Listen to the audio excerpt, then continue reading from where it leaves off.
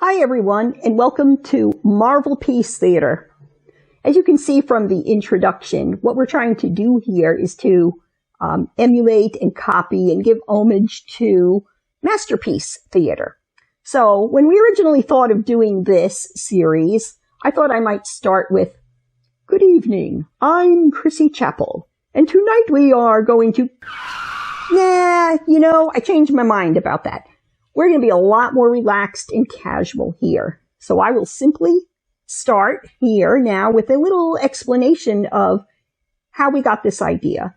As you know, Russ, if you know my husband Russ, has been involved in Marvel Comics for a long time and kind of dragged me into it when we got married, and I'm enjoying it also and have been doing a blog called The Marvelous Zone for the last 12 years. So our idea as we now approach retirement is let's do some creative projects. So we thought about getting into podcasting, YouTubing, and we thought, why not drag Marvel Comics into this? And we came up with this idea for Marvelpiece Theater, where we're going to revisit all of the blog entries that I have made over the last 12 years. Wow, that's going to be a big project.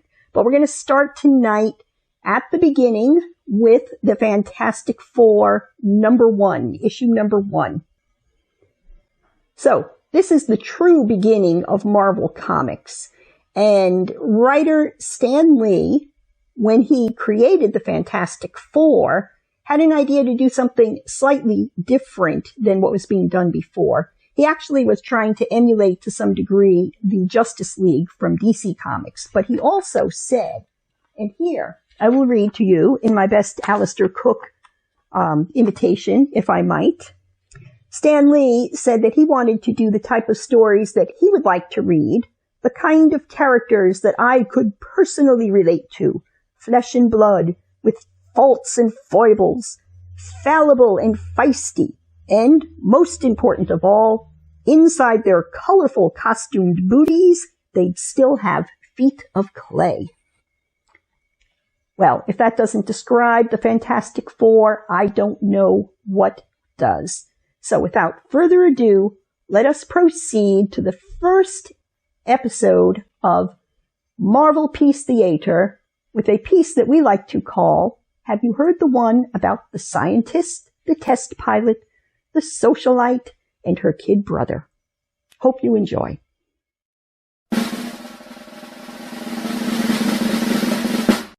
Okay, let's start at the beginning. Fantastic Four number 1, the origin story. I love origin stories. They give a brief glimpse into the character's past, a chance to see what they were like before they became who they are now. In the case of the Fantastic Four, though, it starts out as kind of a cheat. We spend the first 9 pages of the origin story meeting each member of the team in their superhero status. Then Stan says, let's go back to that momentous day. And finally, we get to the actual origin story. Well, this is a storytelling device that works, right? Big bang, right up front. This is who we're dealing with. No kidding around here. This story is going to be about some very interesting characters. And it's amusing as well to see each of our heroes displaying their superpowers in their everyday lives. Wow, look at these guys and girl. What's up with them? How did they get this way? Okay, Stan says, sit back, relax, and let me tell you.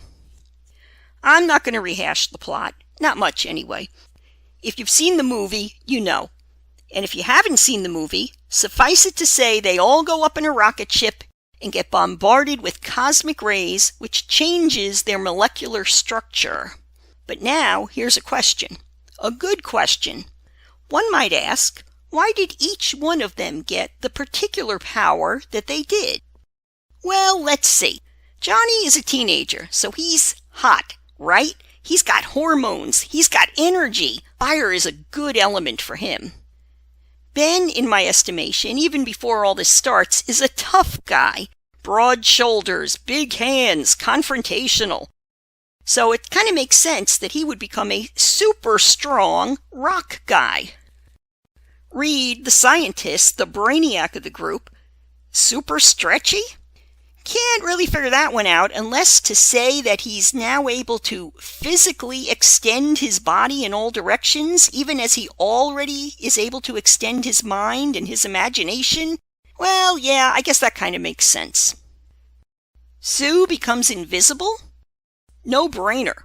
It's the early 60s, before women's lib. Good girls are supposed to blend in, be quiet, not make a fuss. Being invisible is the perfect metaphor. Sue's power is very passive, not proactive like the powers that the guys have been given.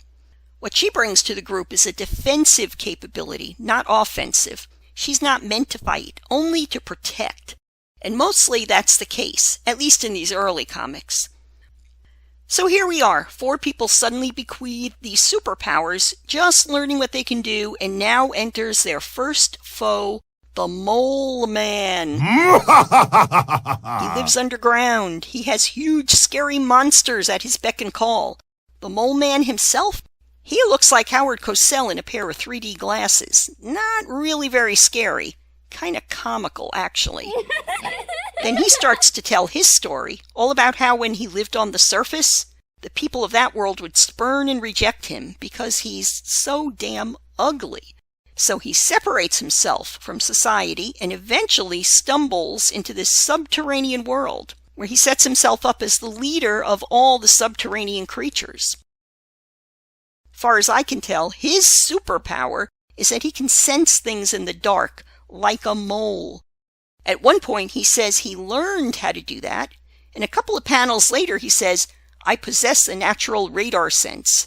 So not sure if he's learned it or it's natural, but that's his superpower.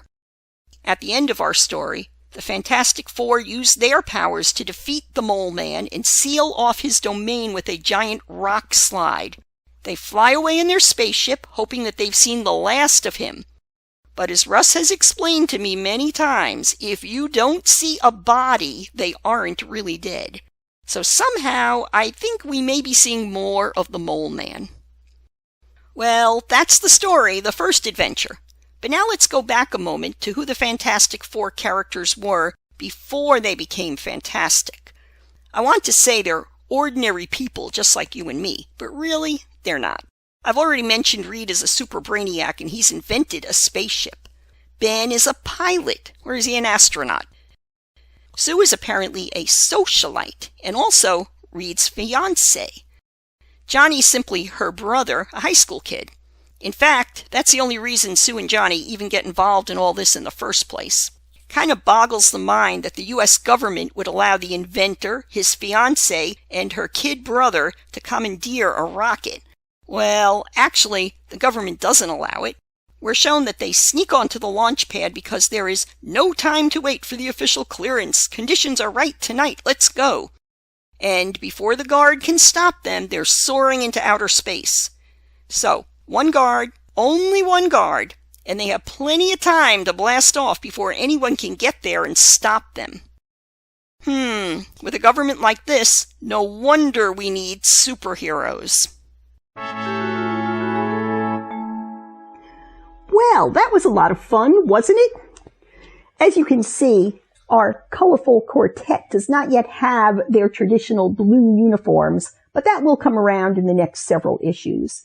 Next time, we're going to look at Fantastic Four number 2, where the Skrulls make an appearance, and we may have to rewrite our definition of intelligent life in the universe. So I hope you will join us for that. And in the meantime, please like and subscribe if you did indeed enjoy this episode. We hope to see you again soon. And until then, have a marvelous day. Bye-bye.